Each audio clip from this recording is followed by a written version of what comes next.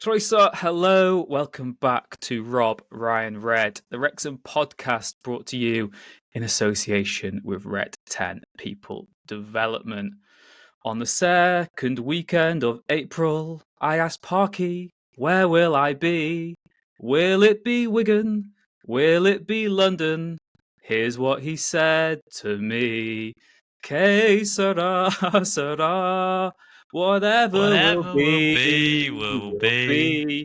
I hope hotel cancellation is free. Que sera, sera. On today's episode, we'll look back at Wrexham's exit from the Vertu Trophy and look ahead to a bumper doubleheader, which is to take on Bolton and Huddersfield. All that and more on today's show.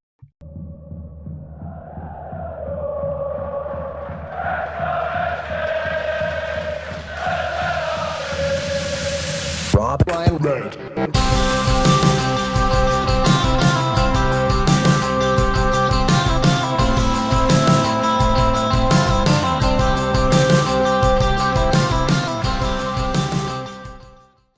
Now, Nathan, enough of the singing. Wrexham. I didn't tell Nathan about that, by the way, listeners. That was sprung upon him. Peterborough, they're into the Vertu Trophy final. Never a nice time to go out of the competition. At home to the team who are the worst in League One over the last 25 matches when you got a 2-goal lead with, 20 minutes left, is even tougher to take. What is your initial reaction, Nate? Are you one of these fans who's going to say, well, I didn't really care anyway, it's only the EFL trophy, or are you pretty annoyed? No, I'm gutted. I wanted the day out at Wembley. I know people will say, well, you've just been slapped by Birmingham, and who wants that? Would that have been 4 straight defeats at Wembley since we won against Grimsby? So, you know what I mean? A lot of people would have gone, and there's people that have of more rational mind, a sound mind than me that would go, well, add up the hotel, and the cancellation was free. Add up that hotel cost, the train cost, or the travel, and suddenly it becomes a really expensive weekend. But Wembley is so hard to get to, especially when you're in the top 2 divisions. If you're a championship club, Wembley's incredibly hard to get to. And I don't know, I really wanted the day out. And when you're 2-0 up and you're bringing on the likes of Mullin, Fletcher, Lee, Rathbone, experience there. And one of the most annoying things when you watch that game back is, and speaking to people as well that were there, is the lethargy from. It was almost like we just expected to see it out. And I've said it before, you might be the worst team over the past 25 games, but League One, teams at that level, anyone can beat anyone. You step off the gas for a second and you get punished. And obviously, you could say it's recency bias, and we've had some really poor goals conceded. You think of Barnsley when O'Connell slips, and that there'll be countless others that we look at and go, that was really poor. One went straight through the hands of Arthur against Stevenage. I tell you what, you'd struggle to find much worse defending from us as a collective this season than that equalising goal from Bradley, whatever his name is, from Reading. He was at Reading when he Hovian or whatever. Incredibly, incredibly poor that. And pardon me, I'm not sure what Parky would have said to him after, to be honest, because he was so strong in the public press that who knows if he ripped into him in the dressing room. But yeah, to answer you, that's a long-winded way to say gutted. Yeah, and again, it's important to put into that context. This will be the 161st year of Wrexham Football Club. We've been to Wembley 4 times.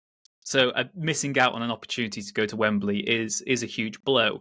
The cynic in me is kind of glad we don't get that media frenzy of Brady versus Reynolds at Wembley. But I would have loved that. They're probably burning half and half scarves and pulping the match programs as we speak. But it was a huge opportunity to put right those wrongs of the FA Trophy final a few years ago.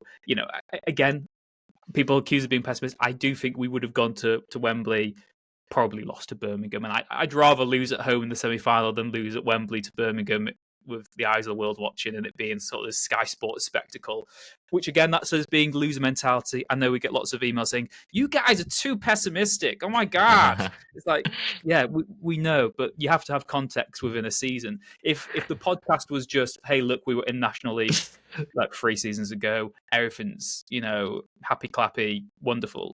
There's a degree of that. We have to be grateful, but you can also have genuine criticism given the context, and particularly, like we said, losing. Well, is it losing? Is it drawing a home game and then losing on penalties? Whatever it is, it's letting a 2-goal lead slip at home against a poor League One team with 20 minutes left, and ironically, basically strengthening your team with the substitutes as well. Because I saw lots of sort of rhetoric on social media, particularly after the game, Nate, saying, "Oh, Parky's cost us that game, or the subs have cost us." But hindsight's wonderful. If you actually look at it in black and white, we've brought on some very good players there in a position where we should see the game out, and our starting lineup was kind of risky and felt second string, didn't it? So I don't think you can blame. I don't think you blame Parky at all for this. Well, firstly, I want to say if anyone's seen the clip, so obviously before they score that goal and Wrexham fans are singing "Que sera, sera," which you did beautifully in the intro, but it is objectively very funny that Wrexham, if that wasn't us, I would find that absolutely hilarious. Of thinking "Que sera, sera," we're going to Wembley just as they score the equalising goal to force a penalty shootout. That is objectively very funny. I'm sorry. Like when the Shrewsbury fans were singing "God Save the King" and then Jack Marriott scores, and it just cuts them off instantly, and that was beautiful football poetry. Yeah, it's just funny. It is funny. So when I saw the clip back of that, it is just very. It's annoying because it's us, but very, very funny nonetheless. I think I know what you mean about the rhetoric around Parky and his subs and whatnot, and people saying that cost us, that killed us because we were doing well with 2-0 up.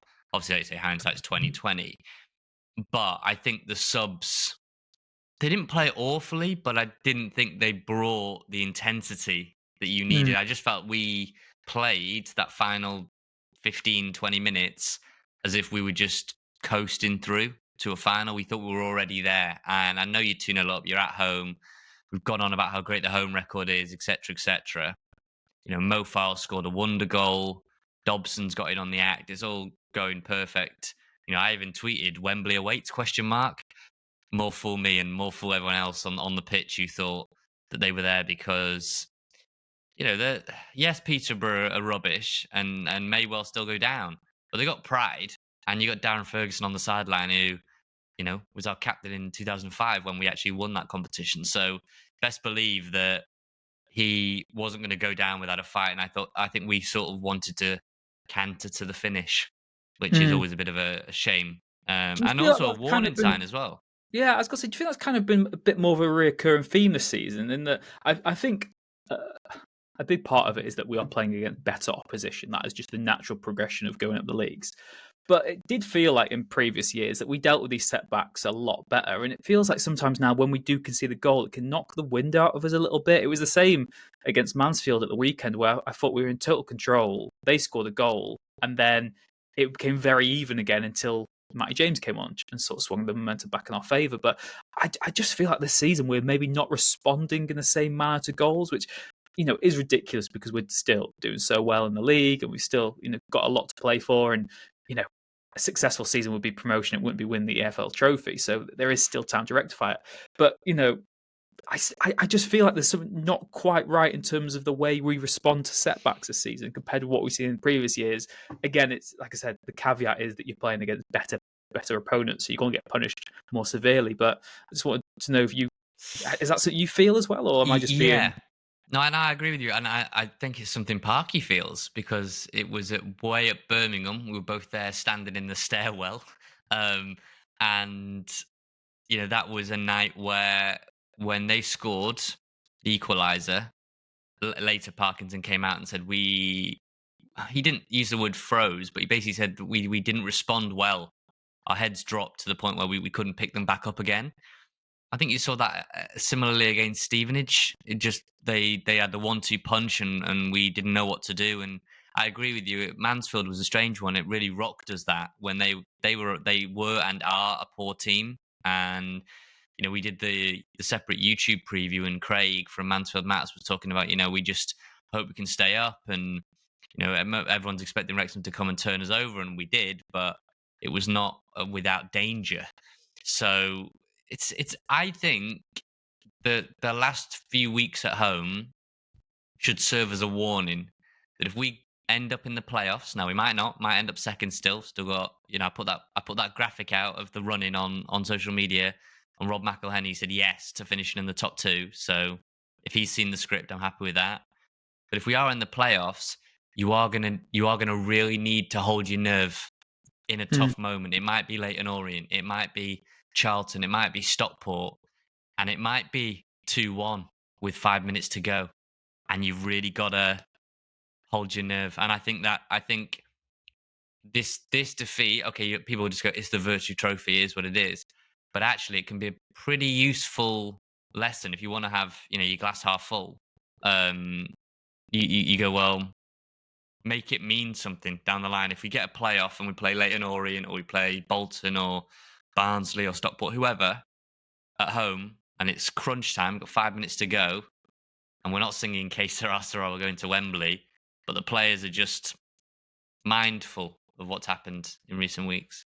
Yeah, it's sort of the Steven Gerrard, we don't let it slip. It's like you've got to learn from these setbacks, and I think that has been a positive of Wrexham in the past. We've said it a few times that a heavy defeat or a shock defeat can sometimes spur us on to go on quite good runs, and we'll preview the upcoming games later in the pod. But if you were to go get 2 wins over the next week, then that is kind of maybe worth it in a way, if it means that you've lost here, but you've lost the battle, but you could still win the war, I suppose, is the mentality Wrexham have to go at in that regard. And yeah, it's gutting, but like you said, Nath, there is still time to Wembley. There is. But Rich, I was going to throw out some positives, because you need, it wasn't all doom and gloom. You were 2-0 up. Yeah, Nath, quickly, can you remind me which player do we sponsor? We sponsor a Ballon d'Or contender. It hasn't been announced yet by France Football, who do the nominations. But we sponsor Mo Faal, who scored one of.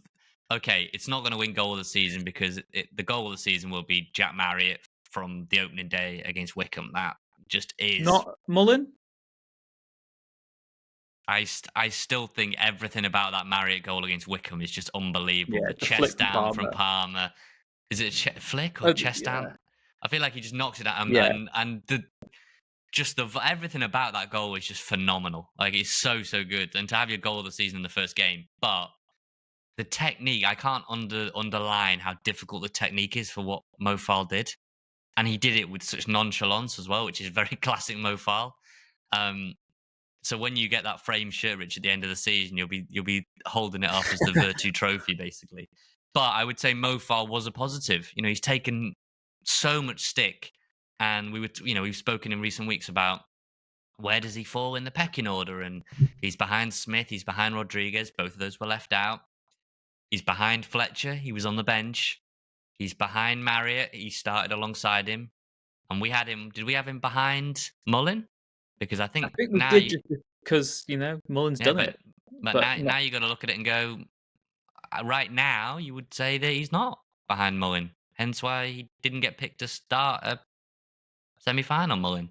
But there we go. But Mo Faal was one of the positives, I thought. And I thought the biggest positive of the night, Rich, and this kind of ties in 2 topics, because I do want to mention Andy Cannon's awful injury, but I thought Harry Ashfield. Yeah. I don't know who got man of the match on the night, but it should have been Harry Ashfield, because, a teenager that is knocking on the door of Wales under-19s, knocking on the door of Wales under-21s. I mean, what a sort of feather in his cap that he put in a brilliant display, I thought, in midfield. Yeah, and again, I think it's so tough for him to do that, because his last senior minutes were against Port Vale, and I don't think he featured in the Bolton game, did he? It's not sure. I don't think so. Yeah, so it must be so difficult to have that actual match sharpness and that readiness to go again. And the goal at Port Vale was really well taken. His celebration was amazing, because he just looked completely lost. Like, what do I do? I actually dream come true. And again, broken record time. But we say in the past how we used to have to develop players to sell them to keep the club afloat. And how exciting is it now that we can have a young player who comes through And you can say, oh, he could be part of the first team. We don't have to sell him. There isn't really that incentive to do so anymore, like there used to be, where the academy was our moneymaker. It kept the club going. Really, it was the heartbeat of the club. And because our player pool's so bigger now, we don't have to sort of look at academy players to be the solutions all the time. But it also speaks volumes of just how good the likes of Max and Harry are, because we could go and just sign a new midfielder or a new centre back, but we've got these kids who can do the job. And we've seen with Max now 100 league appearances already for Wrexham. Harry looks like a player who I think this season might come a bit too soon for him. He's almost, it would suit him better if we were mid-table, because we could give him some games in the league, but the stakes were a bit too high, I think, at this moment in time for him to actually get a run out. Maybe next season you're looking at a loan to try and give him that senior exposure. But yeah, what a player. He's got a real good mentality, a really good work ethic. And what we love is seeing a player who kind of represents us as fans. And, even when he was getting substituted, he was still like watching the game, he was clapping, he was really involved, and he's living his dream. He's absolutely living his dream. And I'm gutted for people like him. Imagine that, 18, you're playing at Wembley. He could easily have been in the squad for that. And I'm disappointed for players like that who might, have to wait quite a while before they get an opportunity again. But yeah, he's living all our dream. That's what he's living. Yeah. He's living all our dream. He's living your dream in the Wrexham shirt, mine, everyone who goes to the racecourse. And I'm so thrilled for people like Harry Ashfield, because you always, it's so hard to break through now as a young player. For somebody, I watch a lot of academy football and youth team football, and so many just never make the grade. That is their ceiling. Yeah. And look, I know Max went out to, was it Carnarvon early in his career, and he learned a bit there. But really, Max was developed in house. He spent a lot of time in the gym and building himself up physically, and working with the likes of Tozer, the likes of Hayden. Go on. Did he play in that Rangers game at Ibrox? I'm pretty sure he was like the best player we had, wasn't he, that game? I'm pretty Rangers, sure he played in the Wafer Cup or something like that, whatever it was. Yeah, in the Turks Caramel Wafer Challenge Cup. Yeah. I'm pretty sure Max was our best player from what I recall that day. Right. Well, you look that up while I keep waxing lyrical about Harry Ashfield. But it is so hard to break through. And what I wanted to tie in with, firstly, we just want to say all the best and get well soon to Andy Cannon. He's looking at, was it 6 to 9 months out, really, with a ruptured ACL. I wouldn't wish that injury on anyone. It's a really awful injury, and he will have a tough rehabilitation. He will. It's a long process and incredibly draining mentally. So sending our best, I speak on behalf of both of us, Rich, awful injury, and Andy Cannon will come out of it stronger on the other side. But what that triggered was some discourse around, do we need another midfielder? Do you need to go and get a free agent midfielder? Because we spoke recently on the podcast, Dobson and James very similar, Evans similar. I actually thought Evans was quite poor in that semi-final. He let himself down there. Now, that's just one game. He's got quality, he can bounce back. But, when you've been waiting for an opportunity, you get it and you fluff it. Not great. What it means is, though, that we said that they're all a bit similar. Rathbone's that energizer bunny, and great, you need to wrap him in cotton wool because he's so important to you. Elliot Lee had been out with the car crash, comes back last night. That is a positive, even though the result didn't end up going as we wanted. But Andy Cannon does leave a hole in your team. It leaves you short of an option, a game-changing option. And I know what you're saying. It's the stakes are super high. I'm not expecting Harry Ashfield to get a lot of minutes, but what I would say is, at least he, to me, fills a void that means I don't think we need to go out and get a free agent. I think Harry Ashfield, I think, I don't know the layout of your bench right now, but I would say that there's an argument that Ashfield would be more valuable in terms of a game changer off the bench than some others, even though they're a bit more experienced. I agree with that. I think he is your in-house short-term solution. We were crying out for Cannon in the last few weeks, particularly because Lee wasn't available. I do think that another positive is that Lee Major is returning. Hopefully now we can get that match sharpness, can be an integral part of the run, and hopefully another promotion in the Wrexham shirt. Like I said, I think for the remainder of the season now, the midfield's got to be, hypothetically, it's Dobson or James, it's Rathbone and it's Lee. And then, Ashfield can be a player on the bench. I do wonder as well, Nath, because we have to speak about him every week, Paul Mullin.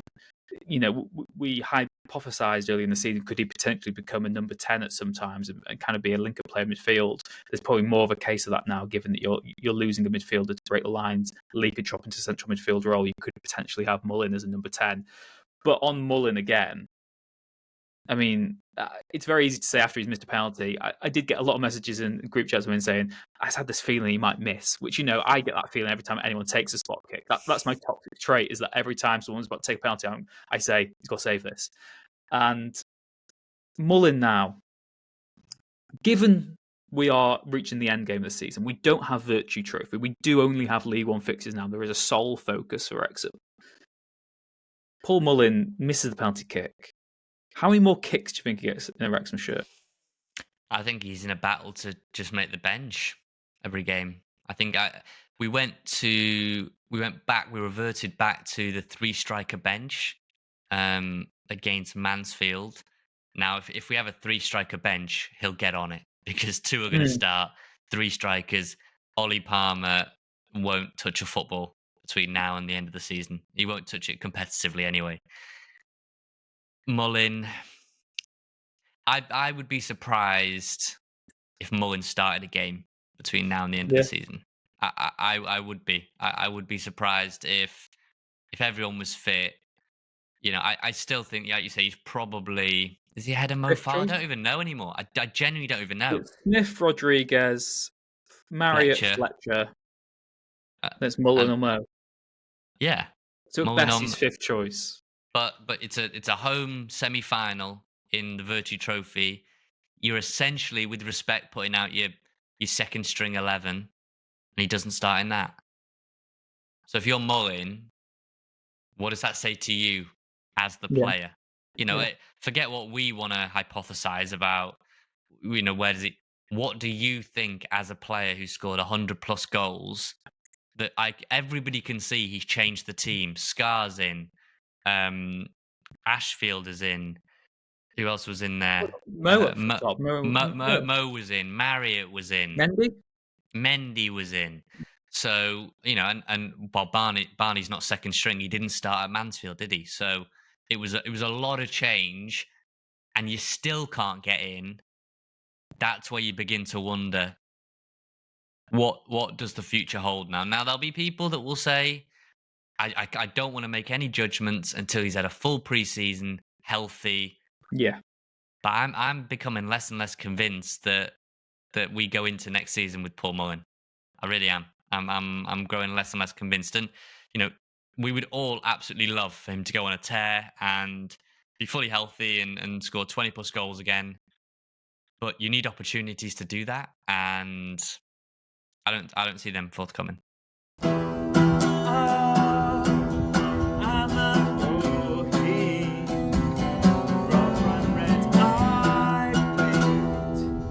St. David's Day to everyone. Okay, Rich, we need positives because we've gone out. The Wembley trip's ruined. The hotel's cancelled. It forced you into singing an intro. So we need positives. The women's team, who we haven't mentioned for a good while now. We should say huge congratulations to them. Karen Allen, 90th minute winner. So the reverse, basically. 90th minute winner instead of 90th minute sucker punch. The women 90th minute winner to beat Swansea, who've been one of the nemesis of recent seasons. Cardiff and Swansea have been a real thorn in Wrexham's side. And we've had a good few battles with Swansea. A 3-2 win, which means we secured a top 4 finish. So we should say to Gemma, Karen Allen, all the players, all the staff, Steve Dale, etc. Huge congratulations. Another really, really good effort there after a difficult start to the season as well. But it did get me thinking on the women's win. So that they've secured a top 4 finish. What about Wrexham, men's team? Because they are 3 points off Wycombe.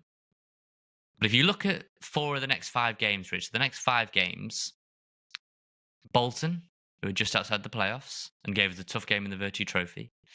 Huddersfield on Tuesday night. Now they are floundering, but they're in the playoffs and always tricky. We're a little bit better on the road now, admittedly. You've then got Rotherham, who we will expect to beat, given where they are. But again, you've seen Peterborough come and turn us over, admittedly on penalties. Reading, away. Sam Smith will be motivated for that, but they're in the playoff mix. They just drew with Birmingham 0-0, so they can take points off anybody. And then Wycombe, the small matter of Wycombe away. You'd be hard pressed to find a run of games, 5 games, that are more difficult than those. Yeah, it's a good thing we threw the Vertu Trophy, actually, isn't it? So we can focus on the league. Yeah, it's. I mean, what I'd say is it's in our hands. You know, if you win all those games, you're second. At the very least, you're second, probably because your goal difference goes up. You take points off Wycombe. You know, that there is that incentive that look, we don't have to rely on other results. They do help, like last weekend, which was certainly a boost. But if we just do our job, we will get promoted this season. That is kind of the bluntness of it. I think that is the case. But we've got to respond, and it's easier said than done. Bolton will be much improved from what we saw in that Vertu Trophy quarter-final against them. And you hate early kickoffs as well.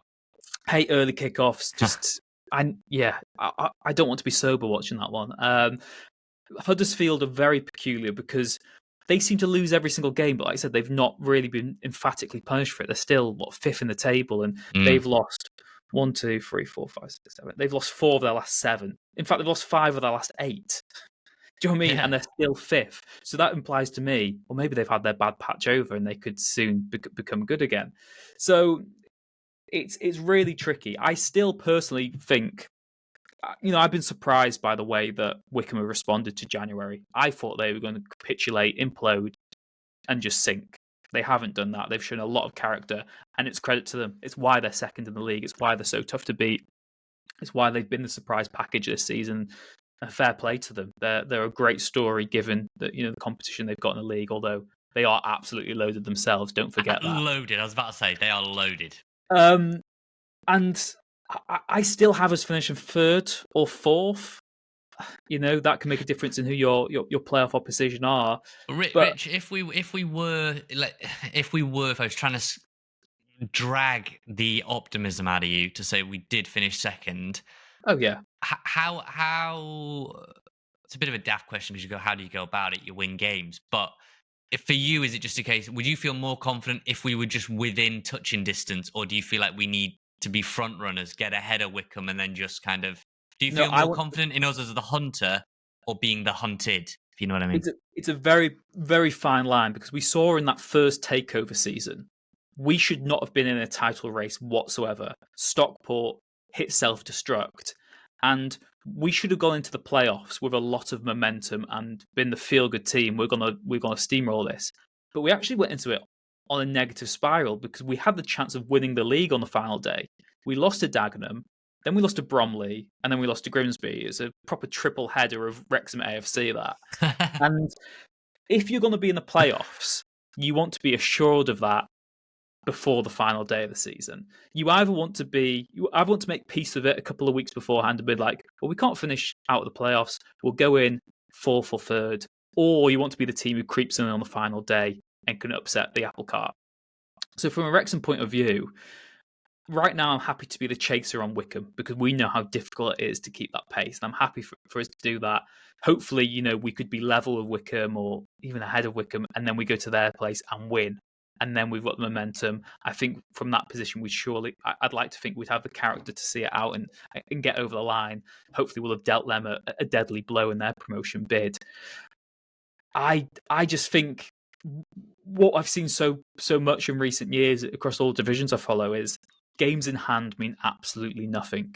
Because my sort of football faux pas is if I see Wrexham have a game in hand, I automatically presume it's 3 points. Yeah. I do. And I say, well, so we've got 2 games in hand, so that's 6 points. But football just doesn't work that way. And I'd always rather have the league advantage rather than the sort of game advantage. Because, the pressure can do these mad things to you. So it's a peculiar question. I know you're getting that. I just think we've got to focus on ourselves, do our job. And we play a lot of teams around us. That oddly doesn't scare me as much this season for some reason. I think that it is the likes of those lower end teams who seem to be causing a few problems as of late. And maybe Rich, if people are watching on YouTube, I'll pull up Wrexham and Wycombe's running, and we obviously read it out for those that are listening as well. But you can see here Wrexham and Wycombe's running, right, on YouTube. So look at that, though. At the weekend, we're 3 points behind as of now. We're at home to Bolton the weekend. Wycombe are away to Birmingham. So we're all intents and purposes, you could go into Tuesday night level on points. Now, if you're looking at that, Rich, I'll quickly read out. Wrexham have got left Bolton at home, Huddersfield away, Rotherham at home, Reading away, Wycombe away, Stockport at home, Exeter away, Cambridge away, Burton Albion at home, Wigan away now on the weekend that would have been the Vertu Trophy final, Bristol Rovers at home, Blackpool away, Charlton at home, and Lincoln away. And that is your season done, potentially. And Wycombe, quickly, Rich. Wycombe have got Birmingham away, Burton at home, Peterborough away, Wrexham at home, Rotherham and Huddersfield away, Lincoln at home, Shrewsbury at home, Reading away, Stevenage at home. This is their running. Stevenage at home, Bolton away, Charlton at home, Leyton Orient away, and Stockport at home. That is the running of the second and third team currently in League One. Yeah, it's kind of like it's flipped on its head in that we play, because we said the next 5 games against promotion teams. It's actually the next 6 because you've actually got Stockport at home as well, in the March international break for that one. But the quirk for us is we sort of play our big games in the first 6 of the run-in, and they play some massive games in the last 4, where they've got Bolton, Charlton, Leyton Orient, and Stockport. And I would much rather be in the position where you play those bigger teams initially rather than have them as your last 4. Because for Wycombe, that is 4 proper cup finals. Whereas I think Wrexham are in that sort of position where if we can still be in touching different distance after the Stockport home game, I do think we've got that pedigree and that expertise to then kind of turn those tricky games into kind of straightforward wins. Sort of grind them out. I think we've done that so many times before, where you play these tricky sort of Burton away, or you go to Bristol, play Bristol. So Burton at home, or you've got Cambridge away. I think if we've already overcome this next 6 matches, we can just make those routine. Rich, I'll be honest and say, that run where you're looking at Exeter away, Cambridge away, Burton at home, Wigan away, Bristol Rovers at home. Exeter we turned over, was it 3-0 at the racecourse? Cambridge gave us a nightmare. They were a real thorn in our side. What was that, 2-2 in the end? Yeah, the Desmond. Burton Albion, we won 1-0. Elliot Lee scored direct from a corner, I think, wasn't it? Wigan, I thought we got away with it at our place. I thought they were probably the better team until Fletcher came on.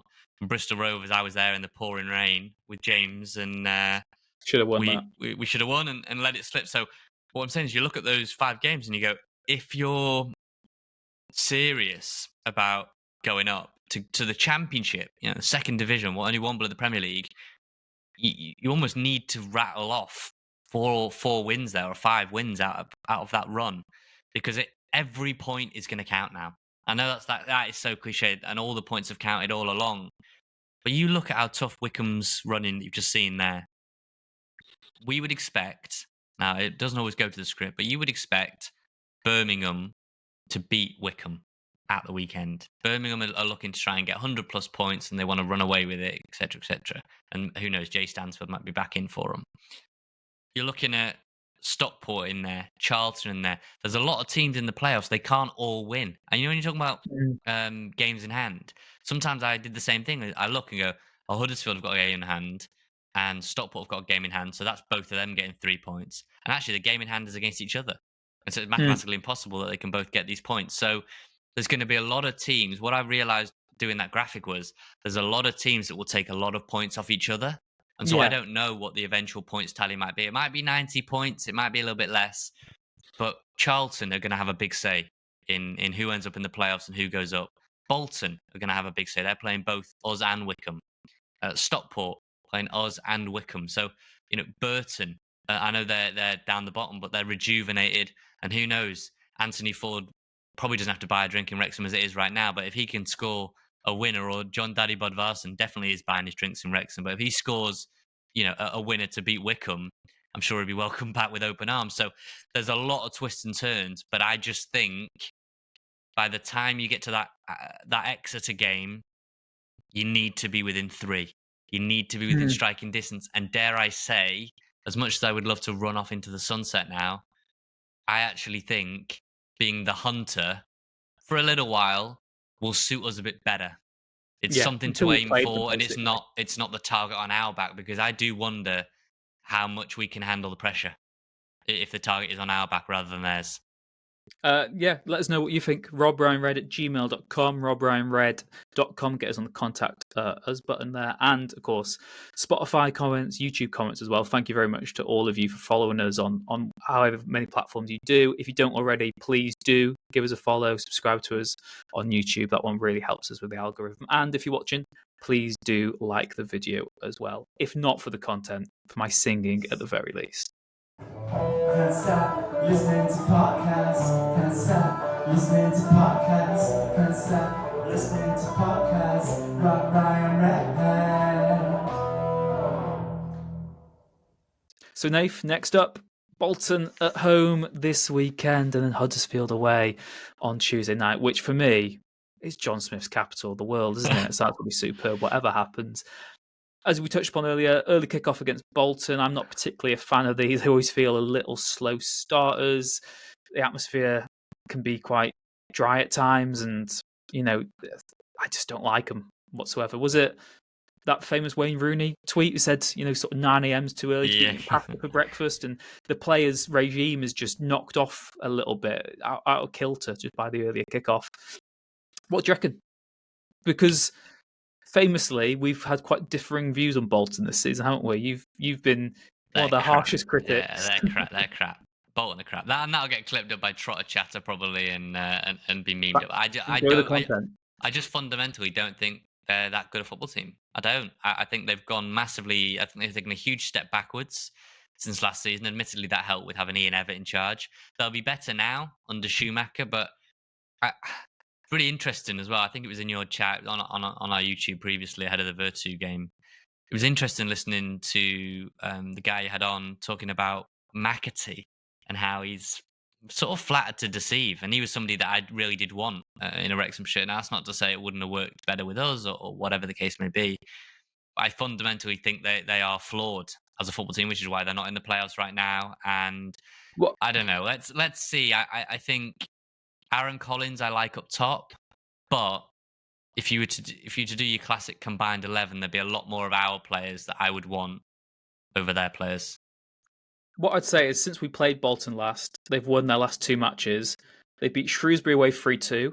McAtee scored 2. And they beat Leyton Orient at home 2-1. McAtee scored 1. So he's got 3 goals in his last 2 games. You've just said that you're not that bothered about him. Cue a McAtee goal at the racecourse this weekend and hope Cue a McAtee hat-trick. I don't know. I really hope... I know we spoke about the atmosphere, and I saw Mark Crichton was among the people on socials talking about how the atmosphere was poor again on Wednesday night. Yeah, it's St. David's Day. Can't lose on St. David's Day, surely. I know it's early kickoff. Bolton team for them, aren't you? I can't lose on St. David. If the Bolton team are listening to this podcast, they've got far bigger problems than I've even realised. I begin to realise. Stephen Schumacher just puts the YouTube clip on. But I would say, for me, the team is interesting. And I tell you what, I think I've really settled on now. I don't want to be too harsh because I'm trying to, be sweetness and light this morning when we record this and try and be a bit more positive. But I've been really disappointed with Dan Scarr in recent weeks. I was kind of chomping at the bit for him to get his opportunity, and it's obviously not all on him, some of the defensive mistakes, but I've been really disappointed with some of his performances. And I think Lewis Brunt, unfortunately, has had quite a poor few games. Some people I've spoke to that have been at the games covering been quite surprised by how disappointing he's been. So it's quite interesting. I wonder if at the weekend, Rich, against Bolton, you go Okonkwo, O'Connor, O'Connell, and Max. Yeah. Barney, and is McLean going to be ready to go after his hip issue? Obviously, he didn't even make the bench. Do you go Longman on the left side? Do you go Revan, who was man of the match for a lot of people against? We didn't even mention that, against Mansfield. So And what do you do? Do you play Matty James on Saturday? Does that mean he then can't play on the Tuesday? Play Rathbone from the start? You're going to put 2 fresh strikers in there. What do you think? But I think it was interesting that Revan wasn't even in the squad against Peterborough. That suggests to me that he was potentially being saved for Bolton this weekend. And of course, Bolton were the team that he played so well against earlier in the season. Yeah. That second game of the campaign, he did play really well. I was really impressed with him then. I wouldn't be surprised if Revan started again this weekend, just because he wasn't in the Peterborough squad. Up top, I like Sam Smith and Rodriguez. I think they're both so intelligent. Rodriguez hasn't quite clicked yet. I think he's really intelligent, so experienced. He makes really good runs, creates space for other players. But I would like to see Smith and Marriott, because I think there are 2 best goal threats. But you have to be honest. You have to be honest, Rich, and say Marriott was such a big injury, though, wasn't it? Yeah. But I mean, out of the 2 strikers on Wednesday night, he was second best. Yeah, but again, my point being is, when you don't get opportunities, and no one knows that better than Jack Marriott last season, who couldn't get more than 15 minutes, and we were saying how difficult that is. And now maybe that's Mullin, or maybe that's Faal, or whatever the case may be. Only really Fletcher's managed to find a way to use those minutes effectively. It sounds harsh. It seems harsh, but you have to take those opportunities when you get them, because you might not get them. You know what I mean? I also think a part of that, though, for me, is that Fletcher's so experienced that he knows how to play alongside different players that don't quite suit him, and he can adapt his game quite well. Whereas maybe Marriott's more of a one-size-fits-all, and he just has to play this certain way.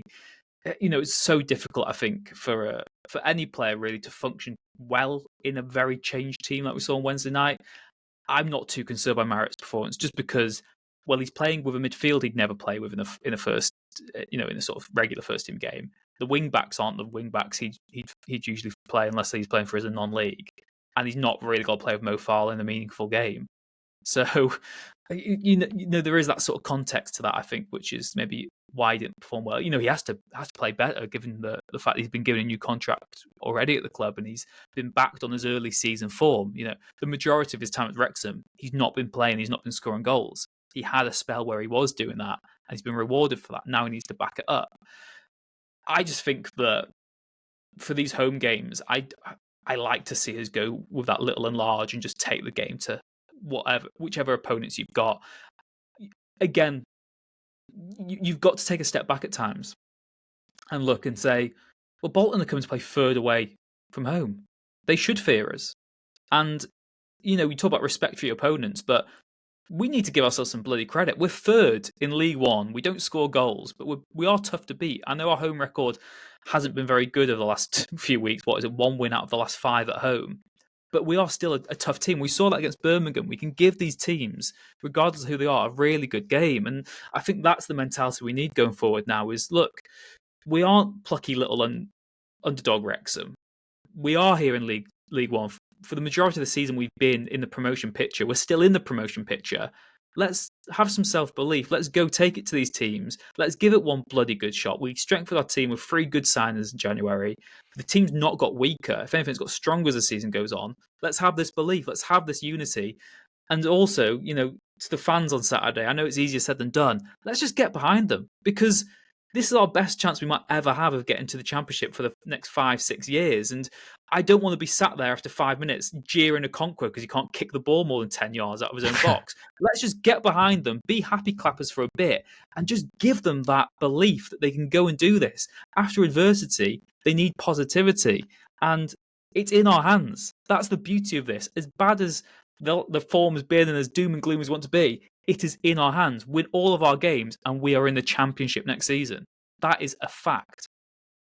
Play that, Parky, please, in the dressing room before the game. That'll do. I'll put that out on Instagram Reels, probably. Yeah, Schumacher can play yours. I'm sure he can. What I was going to say, you're saying about, and we get it. We all want to win. It's just frustrating. You just want to win, and you get a bit antsy, and this is our best chance. And if we don't score early or we go behind, it's like, this is awful. We're top 2 in home form for the season, and we're top 9 in the top 10 for away form. So, and that's going to get that could get better and better. We could be top 8, top 7. in the coming weeks. We were 1 point behind Bolton, who are just above us in the away form table. We've taken 22 points away. They've taken 23. That is a good recipe for promotion, for success. That is a formula that can get you up. And it feels very Wrexham that we suddenly look very vulnerable at home and look very good away. Where we were saying like we need to be better away from home, and well, why are we so good at home? And then we go away and like the wheels come off, and now we've forgot our wheels at home. We're on training wheels, and away from home we're this destructive force. Because I know we glossed over Mansfield and we're talking about Bolton and Huddersfield, but I do want to say I thought Revan really came on strong in that game. I thought Rathbone was very good in that game. I gave him a lot of criticism in recent weeks, but you in the group chat were saying that Matty James was one of the game changers at Mansfield, and you have to acknowledge that as well. One of the questions about the preview, I'll say, Rich, and then we might even be near the end at that point, is it, have you just got a team now that you're just going to keep putting out game after game, or Tuesday, does there need to be changes? Like, are they, in your mind, the same type of game, or are they different games?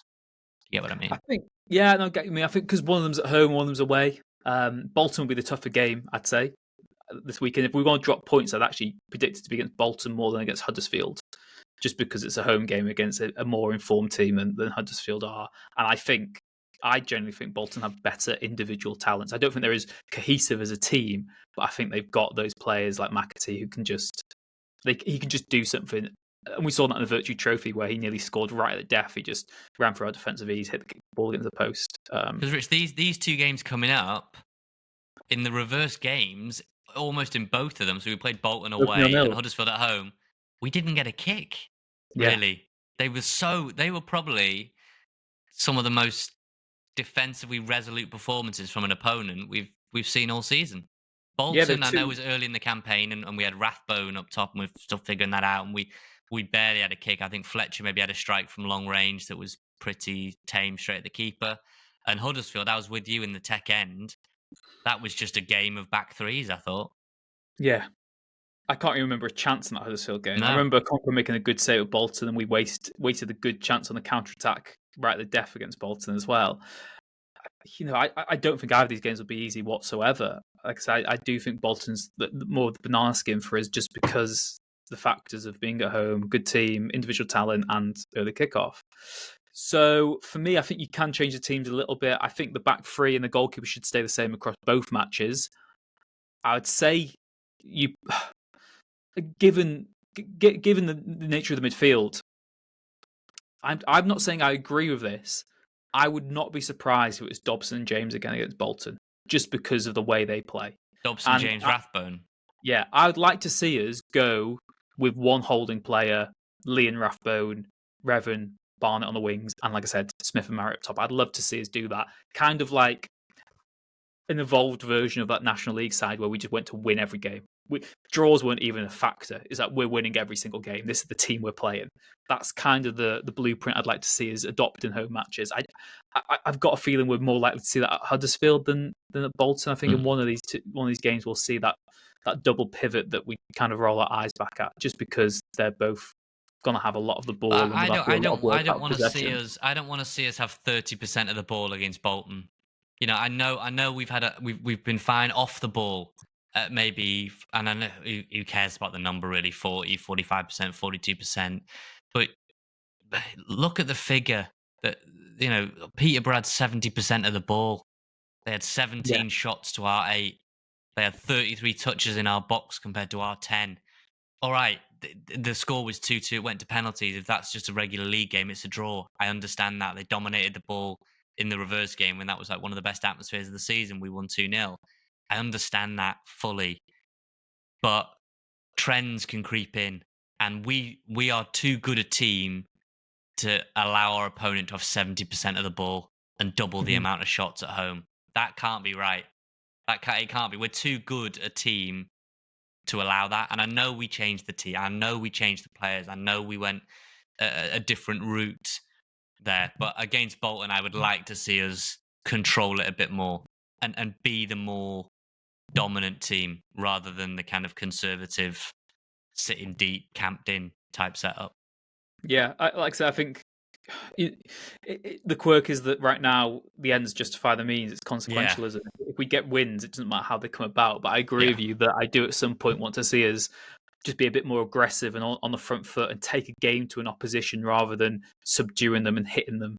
I'm with you. Win by any means. If we win 1-0 with the scruffiest football every game and we go up, great. Yeah, I'll be cheerleading and singing the intro at the end of the season. Yeah.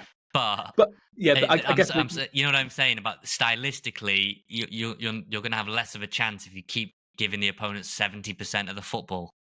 Yeah, I think style versus substance is just it's just the reoccurring theme at Phil Parkinson's Wrexham. It's that the results just kind of always justify our style of play. When it works, great. When it doesn't, does it? And it's horrible. You talk about evolution as well, and you also think that, look, if you get to the Championship, we become even more defensive. You have even less of the ball, and it's like, well, what is the long-term plan there? But let us know what you think. Are we just being pedantic? Do you have issues with Wrexham's style of play, or do you think that, look, we're just doing what we're effective at? We're playing to our strengths, which is certainly true as well. Or would you like to see us try and make some slight alterations to the way we play? Let us know your teams for Bolton versus Huddersfield. Nath, before we sign off then, what's going to happen over the next week? We said we wanted 2 wins on last week's podcast. We only got 1. I'm going to go 4 points. Not sure of the makeup, but I think 4 points. What I would say is Wrexham have a great opportunity on Saturday to ramp the pressure up on Wycombe, who have dropped points here or there. They've drawn games. There's 2 points chipped off there, 2 points chipped off there, and suddenly we're right there in striking distance. We've got the early kickoff. We can go level on points with second, the automatic promotion spot in League One as of 2:15 on Saturday, 2:30 on Saturday, before Wycombe even kick a ball. And Wycombe are playing away at Birmingham, who are desperate to beat everybody like we were in the National League. So the positive for me is, yes, not going to Wembley sucks. Losing the semi-final at home on penalties, it sucks. There's no other way to put it. I'm extremely disappointed.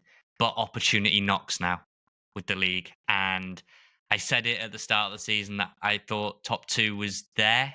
Early, well, not right at the start, but very early on, I said, got a feeling that second spot isn't tied up. Rotherham, who we predicted, have been rubbish. They're super near the bottom, and no one's really gone and claimed it, gone and taken it.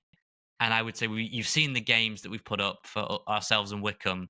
Yeah, they're tough over the next few games, but if you want to get to the Championship, you're gonna have to win tough games. So take it. Use the disappointment of Wednesday night and make it mean something now, is what I would say. Yeah, Wembley's overrated. We'll always have Wigan. We'll see you there in a few weeks' time instead. Thank you very much, as always, for your continued support of the podcast. Like we said earlier as well, if you can please leave a like, subscribe on the platforms. Go subscribe to us over on YouTube as well. That's a huge help. Massive thank you to Red 10 People Development for their continued support of the podcast, and to Wrexham-based band Hypnotic, who have given us a special St. David's Day sting for this episode as well. We hope you enjoyed that one. Back the boys. Back, make some noise, and we'll see you again next time. A Wrexham AFC podcast with Nathan Salt and Rich Bay.